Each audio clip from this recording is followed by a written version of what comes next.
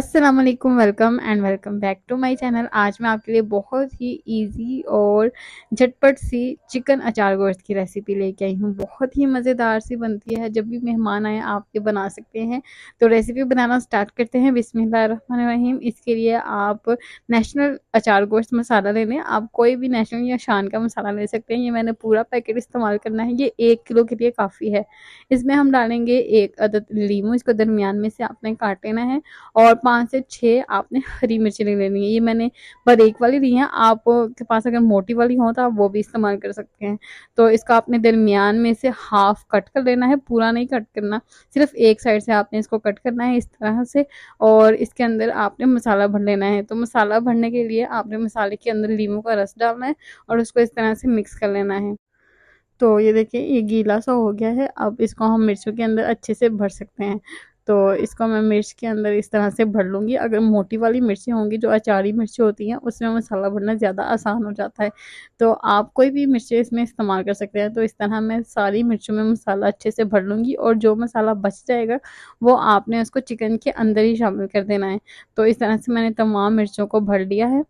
और अब हम चिकन बना लेते हैं। इसके लिए मैंने 1 कप घी लिया है। इसमें हम शामिल करेंगे 3 अदद प्याज और इसको हल्का सा ब्राउन कलर आने देंगे। अब हम इसमें शामिल करेंगे 1 खाने का चम्मच अदरक लहसुन का पेस्ट।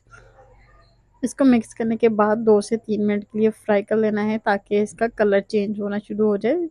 तो अब मैं इसमें शामिल कर दूंगी 1 किलो मुर्गी का गोश्त। इसको मैंने अच्छे से धो लिया था और इसको मिक्स करने के बाद आपने इसको फ्राई कर लेना है तकरीबन 4 से 5 मिनट के लिए, ताकि जो गोश्त की स्मेल है और जो कच्चापन है वो सारा ख़त्म हो जाए।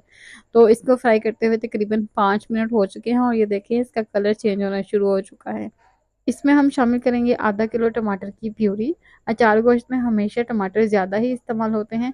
तो इसमें डालेंगे आधा खाने का चम्मच नमक, ये आप अपनी ज़रूरत के मुताबिक डाल सकते हैं। आधा खाने का चम्मच लाल मिर्च का पाउडर और आधा खाने का चम्मच हल्दी पाउडर। क्योंकि हमने अचार गोश्त मसाला भी इसमें शामिल किया है, तो इसलिए आपने मसाले कम ही रखने हैं।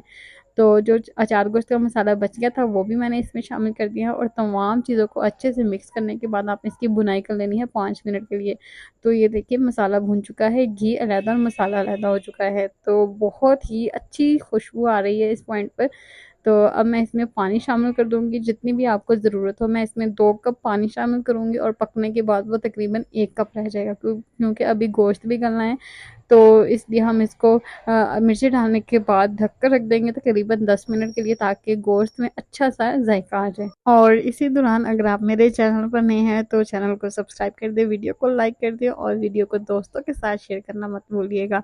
तो 10 मिनट हो चुके हैं और मज़ेदार सा अचार गोश्त बनकर तैयार हो चुका है। इतनी अच्छी खुशबू आ रही है। इसको आपने ढककर तकरीबन 5 मिनट के लिए रख देना है, तो ये घी छोड़ देगा। तो ये देखिए 5 मिनट हो चुके हैं, उसने अच्छे से घी छोड़ दिया है। अब इसको आपने सर्व कर लेना है। इसको आप खमीरी रोटी के साथ सर्व करें या नान के साथ सर्व करें। बहुत ही मज़ेदार सा अचार गोश्त बन चुका है।